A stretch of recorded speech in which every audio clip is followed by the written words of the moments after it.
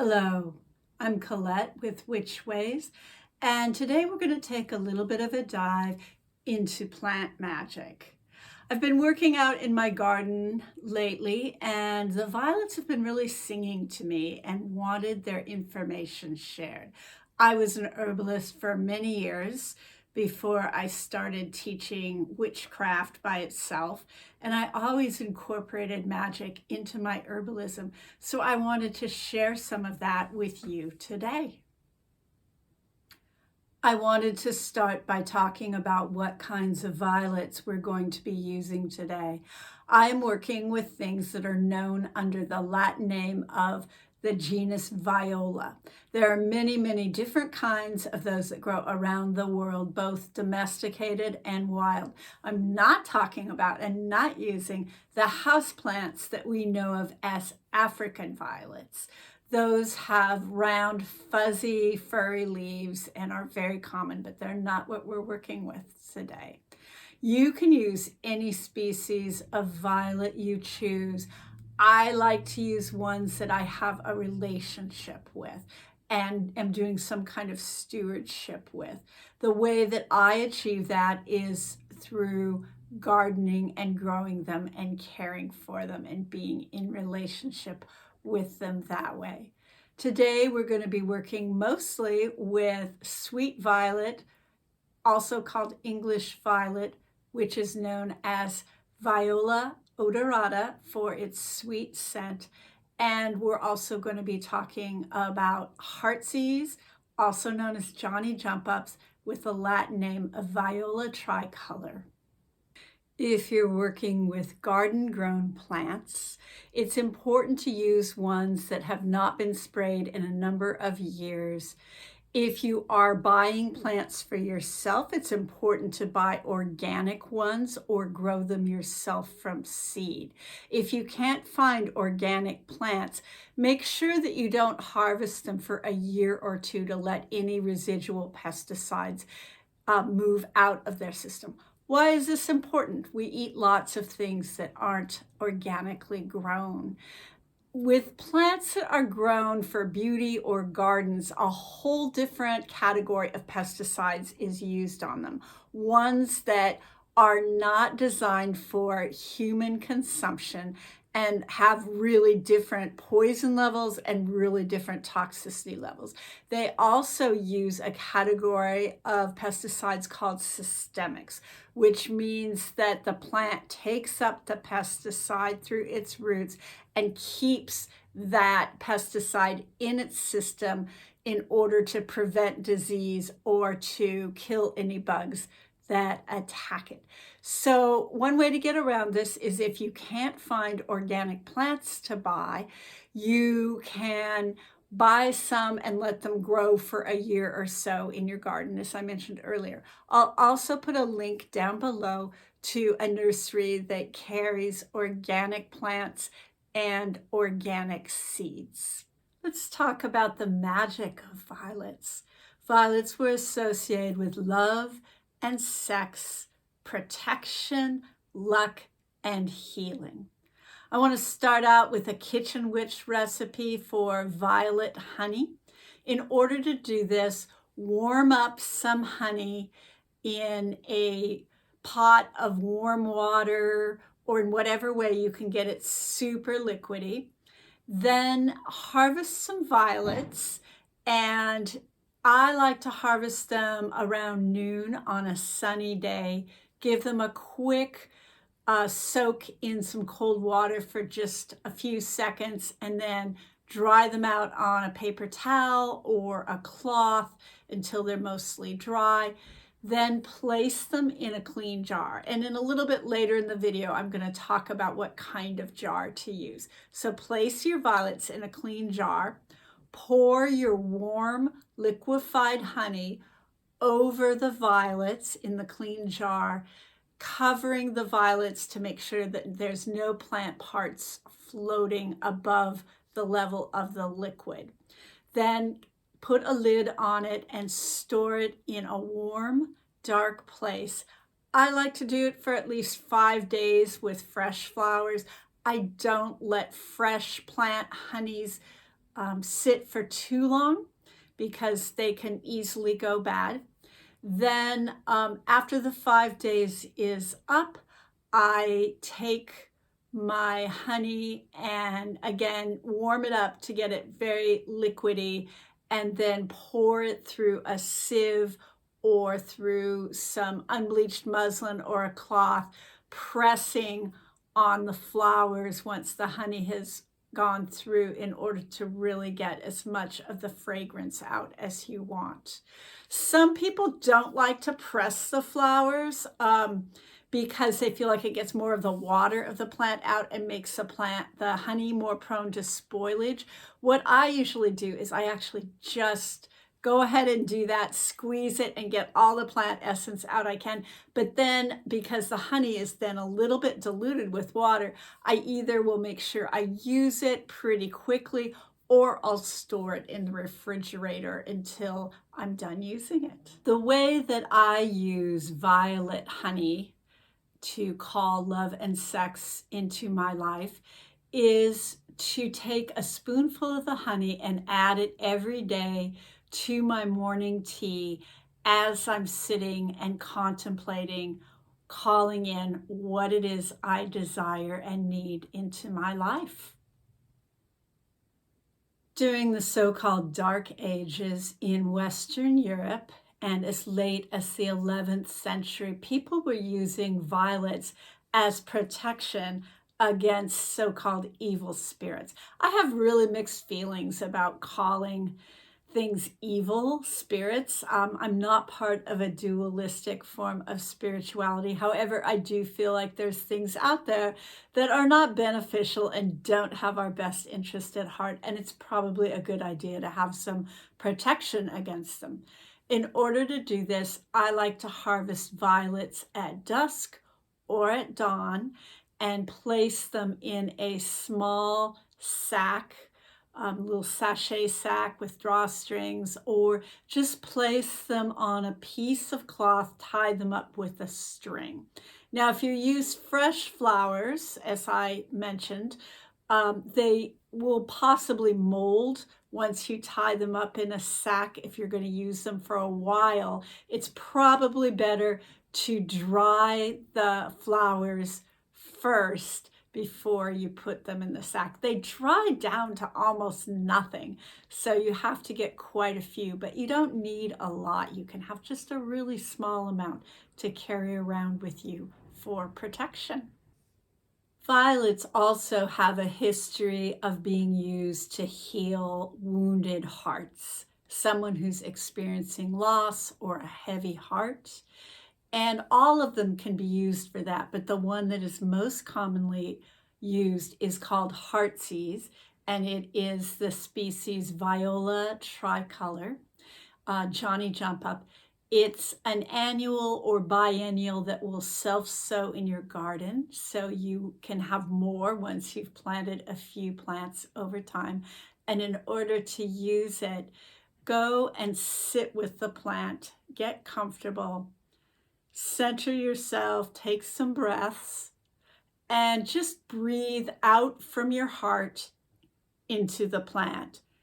And breathe in, breathing in the energy from the plant, and just offering warmth and love to that plant to the best of your ability, and have that reciprocal energy come back to you with your in-breath. Another way to do this is to harvest the fresh flowers. I like to harvest in multiples of 3 and place them on some food that you're eating. Salad is good, but it can also be used to decorate desserts or on cereal or fruit salad or the top of your smoothie. And as you are about to eat it, hold that food in your hand and just ask that the power of Viola tricolor and those 3 colors of purple, yellow, and white move into your system, and by the power of 3 times 3, as you will it, so mote it be, asking for healing. I want to share another kitchen witch recipe. This is violet vinegar. And in order to make it, pick some violet flowers at noon on a sunny day. Gently soak them in cold water for a few seconds, maybe rotating a little bit. Lay them out to dry on a piece of paper towel or a cloth. Mostly I find it's bugs and ants. I find those a little bit easier to get rid of if I lay them out on a paper towel. But if you have a very dense cloth like muslin, it's pretty easy to get the bugs off. So once your flowers have dried a bit, you can heat up a little bit of vinegar. I like using champagne vinegar. I feel like it lets the magic and energy and color of the violets come through the best. And in general, I like champagne vinegar for anytime I'm using a floral plant material to make a vinegar, but you can use any kind you want. Rice vinegar is a good substitute because it also lets the color come through, and it's certainly cheaper, but you could also use apple cider vinegar, which is really lovely. It just dilutes that color and energy a little bit. So I like champagne vinegar. I take my warm champagne vinegar and pour it over my flowers that I've placed in a clean jar, and then put a lid on the vinegar. Once your jar is sealed, you can place your vinegar in a cool, dark place away from light and check it every day for spoilage. I also like to kind of shake it and put my intention into it a little bit, or my energy just a little bit when I shake it every day. And after about 7 or 10 days, strain it out. I like to strain it out through a coffee filter or through using unbleached muslin in a sieve or a colander. And then your vinegar is good to keep for about a year if you want. And I do like to store herbal vinegars in the refrigerator just because they are a little more prone to spoilage. I wanted to take a minute to talk about cans and lids. I like to use very, very clean jars, and so I keep canning jars for that purpose. And I'm very picky about the lids I use with them. So what I've found over many years of being an herbalist is that the company Ball, their lids are far superior to Care, Kerr lids. So what I've found is when I'm using oil or vinegar, it will very quickly turn the rubber to mush on the Care lids, which is kind of gross, and also will start to deteriorate the metal. You can get around this by taking a piece of parchment paper and placing that piece of parchment paper between your jar and the lid. And in fact, a lot of people just routinely do this because the vinegar will affect over time the threads on the jar lid. But I might do that. I might add the parchment paper, and I will also definitely just use Ball lids because they're so much better quality. I just feel like I don't like the idea of the way they deteriorate. Once you have strained out your vinegar, you can store it in the fridge.